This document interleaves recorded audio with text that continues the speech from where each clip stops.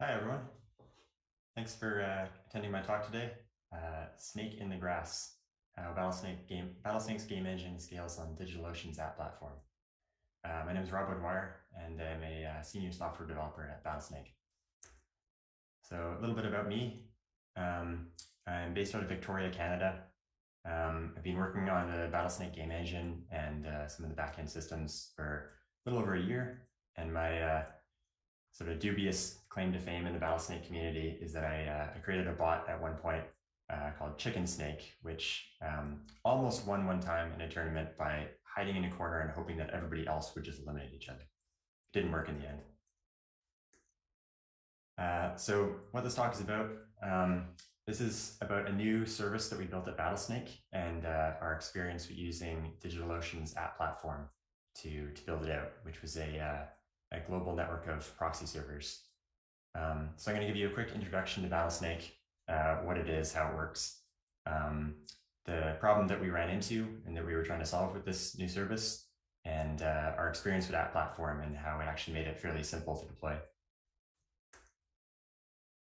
So this talk might be for you if you're a developer and you're looking for a way to deploy your app, or maybe you're a tech leader or a startup founder and you're evaluating technology to build your system on. If you want to hear a case study for how App Platform worked for us on this particular feature, or maybe if you're just interested in Battlesnake and you just want to know what it is and how it works. So what is Battlesnake? If you didn't catch the talk yesterday by Joe and Corey, I can give you another introduction just to explain what it is. So it's a multiplayer programming game where your code, your own server that you control, is a controller. So there's similar games that you might have heard of before, where you have to build inside of another platform. In this case, you actually control your own live web server, built in whatever technology you want. And every turn, you're playing this game of Snake, like what you used to play on like an old Nokia phone, except it's multiplayer, and every turn the game engine will send simultaneous requests to every snake to make decisions on how to move. So in terms of how that works specifically, you have to build your own live web server on the internet, and you'll get a request every turn. And Battlesnakes have a time limit to keep things fair of 500 milliseconds usually, where they have to respond with up, down, left, or right in order to make a move. If they don't make a move in time or they return an invalid response, then they just keep moving in the same direction, which usually means that they're just going to move right off the board and get eliminated. So just watch this game play out here in case anyone's following it. This is a real game of Battlesnake that I've captured a GIF of on the right here.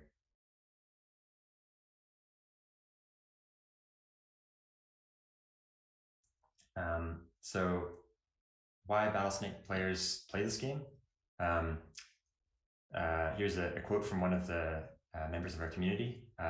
Coding Battlesnake is my favorite way to try new languages, algorithms, techniques, and sharpen your tool set in a more exploratory way than what you typically get from work. Our employers should be paying us to play.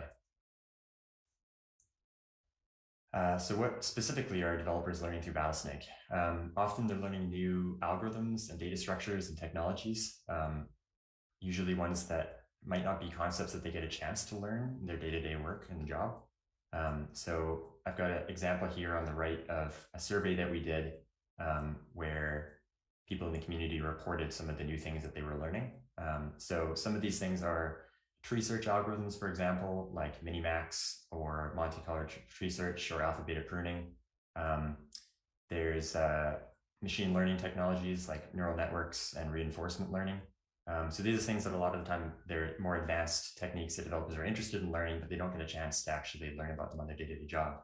And Battlesnake gives them a chance to, in a real competitive environment, actually test their skills and understanding of these concepts.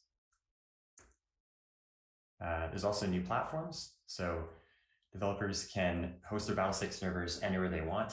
The only requirement is that it's reachable on the internet. So people have used a bunch of different platforms to build their snakes. You can see in the chart on the right here, this is another result from a survey we did.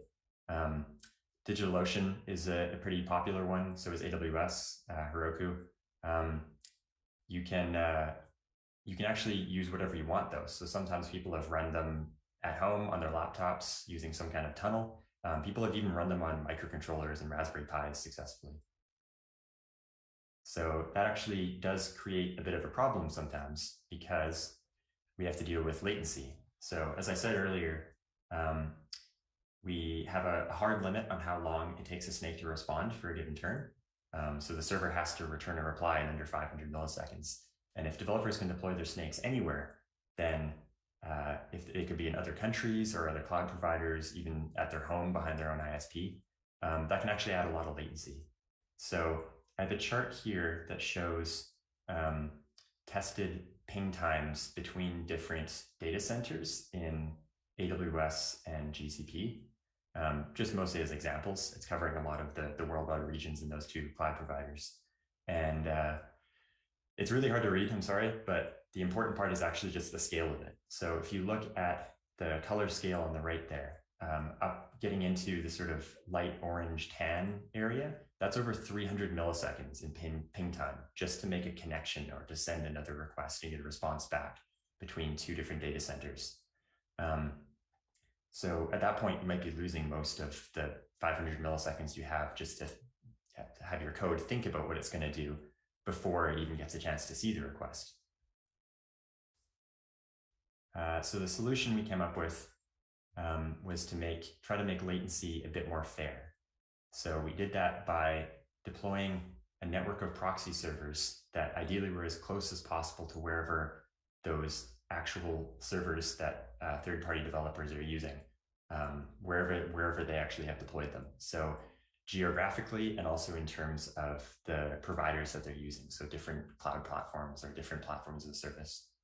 And then we wanted to measure the latency from the proxy instead of from the centralized server. So it would actually report back to the main game engine how long it took for the proxy to make the request and receive a response, which gives a more accurate picture of how long the server was actually thinking, as opposed to just the extra latency involved in the connection time. So conceptually, you can kind of think of this almost like a reverse content delivery network. So if you were using a traditional content delivery network to serve files from, say, your website, normally your browser would retrieve cached content from the nearest node to you geographically. So you would make a request, and instead of it going to a central server, it would go to the nearest node in the CDN, which would then hopefully have a cached copy of whatever the file you want is, and it would return it to you quite quickly because it's closer to you. In this case, the closest node in the network would be selected by the Battlesnake developer based on where they know they've hosted their servers, and it would have a request routed through it from the game engine. It would make the request on its behalf to that Battlesnake server and then return back in the response how long it actually took from its perspective. So for example, if you had a server in Europe, you might pick the Netherlands region on this graph here, and it might take several hundred milliseconds to make the whole request, but from the perspective of that server, it might only take 50 milliseconds to actually reach your server, which is much closer to it. So our initial project goals here, we wanted to gauge how useful this would actually be to Battlesnake developers, how well it would work, and whether they would actually use it before we spent a bunch of time building out something fairly complex. So we wanted to get something working quickly. We wanted to build out a production-ready implementation, but we didn't want to spend a ton of time building out new infrastructure or writing a bunch of cloud or deployment-specific code. We also already had our main website and game engine hosted on AWS. So we wanted to have both distribution in terms of the geographic regions that we supported here, but also in terms of the providers that we supported. It's faster to make a connection or to make a request within a data center than from another one, even if they are geographically close. So our initial version, we actually had a beta version running on Google Cloud Platform. But then we saw from the developers in our community that we actually had quite a few people using DigitalOcean to run their Rattlesnakes. And we wanted several regions on there to make things easier for them. And we also wanted to expand the network further around the world to new places. So we turn to App Platform to get things going. And it's a fully managed platform as a service by DigitalOcean. And two of the main things that we found very helpful here were it's got support for easy Docker deploys, which was useful because we already had a Docker image being built for this beta version of the service that we built out previously. We could reuse our existing code. We could build on the existing CI system that we had set up. And in fact, we actually didn't have to make any changes to the app whatsoever to get this working on that platform, which we thought was a real win. In terms of the deployment, we did have to do some deployment work to get it to work, obviously. Although we had the option of using the CLI from DigitalOcean or deploying through the UI, we chose to use Terraform. We were already using it for a few other things in our deployment stack. And the main thing it gave us here was the ability to actually stamp out copies of this service across multiple regions. So instead of having to run 8 deploys, we could just stamp out multiple copies of the service for each region. Luckily, DigitalOcean has a great Terraform provider that supports App Platform. And it was quite easy and straightforward to set this up.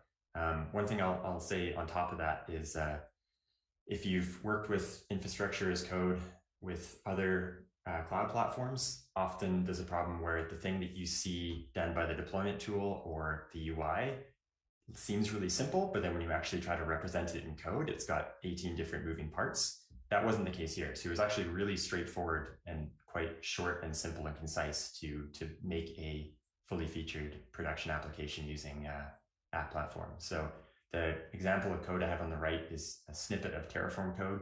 And I'm not going to explain every line of that, but it's about a third of the real code to deploy this to production. So it really is pretty straightforward to do this, and it doesn't require creating a ton of different interlocking resources. Once we had this working, we did have to debug some production issues. So a frequent question was developers wanted to know why their server timed out on a game, often ending in a loss. So this is a bit of an odd application in the sense that timeouts and errors are actually a very regular and expected occurrence, even when the service is working properly. So there's third-party servers that it's making requests to, and sometimes those can be down, whether deliberately or not. Sometimes they can be slow. Sometimes the developer's code might have an error in it, or they might be flying a little too close to the sun in terms of how long they take to think about every response before they reply. So we see a lot of timeouts anyway, but we did start to see intermittent issues in the service where we would have increased timeouts and connectivity errors. So we needed a better way to actually debug what was happening there, make sure it wasn't us, and try to figure out how we could improve things to reduce those. So initially, there is support built in using logs. So you can have logs being emitted from your service and collected, and you can see them through the both the CLI and the UI console. But they only stick around for a really short period of time. And actually, whenever you do a new deploy, it clears those logs. You lose them again. So that tripped us up a little bit. But luckily, there is support for adding log aggregation through external services like Logtail.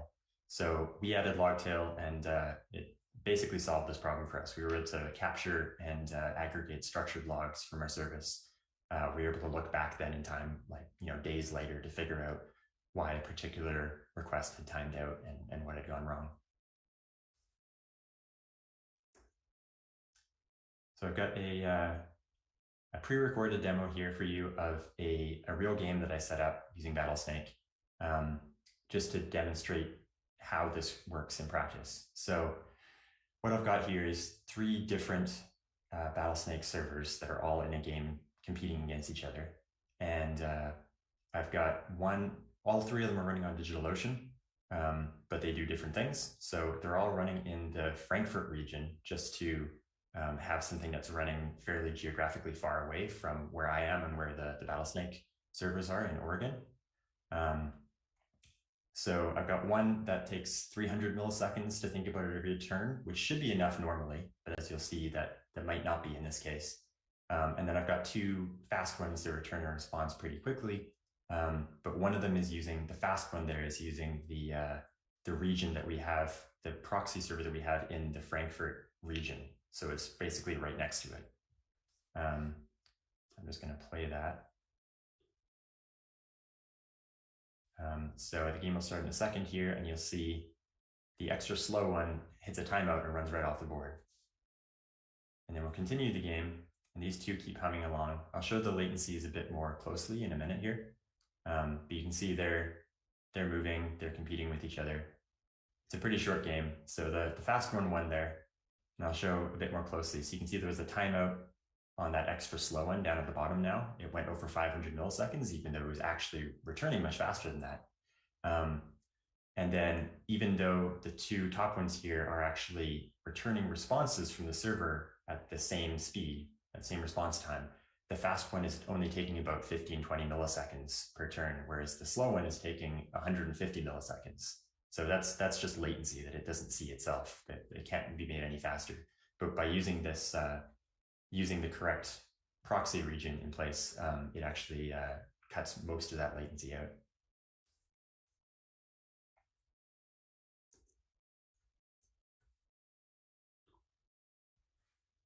So some closing thoughts here on our experience.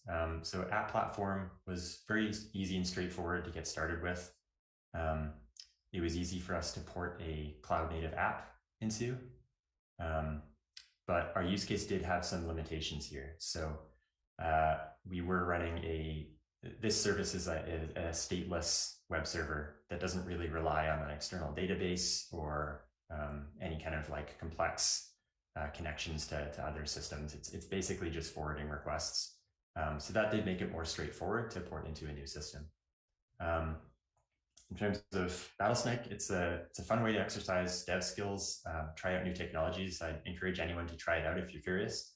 And you can actually use app platform to play Battlesnake too. So you can deploy, and quite a few people in our community have deployed their Battlesnakes on DigitalOcean using various options there. It worked quite well. You can try it out at play.battlesnake.com, and there's a fairly active Discord community as well that's very welcoming. So I'd encourage you to join that if you're curious about how the game works. I've got also a fun bit of digital swag for you all here. So you can customize how your Battlesnake works. You might have seen it in the demo a minute ago. I had one that looked like a shark and one that looked like a fish. So this custom deploy code, if you go to play.battlesnake.com/redeem and enter that in, you'll unlock a exclusive customization to put on your Battlesnake that's DigitalOcean themed. So try that out if you want. And in terms of contact details, honestly, the easiest way to get in touch is either by just going to play.battlesnake.com and signing up. You can contact us through the system. There's also the Battlesnake channel, a dedicated channel in the DigitalOcean Discord, and I'll be available to answer questions right after this and in the Discord channel as well. So I think we can probably go to questions at this point.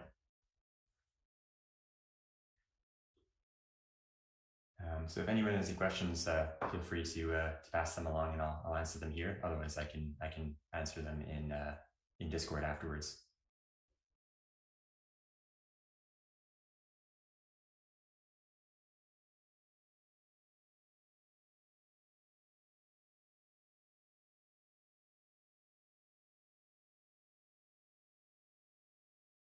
Okay, sounds like there's no questions so far, but I'll be available afterwards in Discord to answer any specific questions. So feel free to pop in there, and I'll be happy to answer questions there. Thanks, everyone, and have a great day.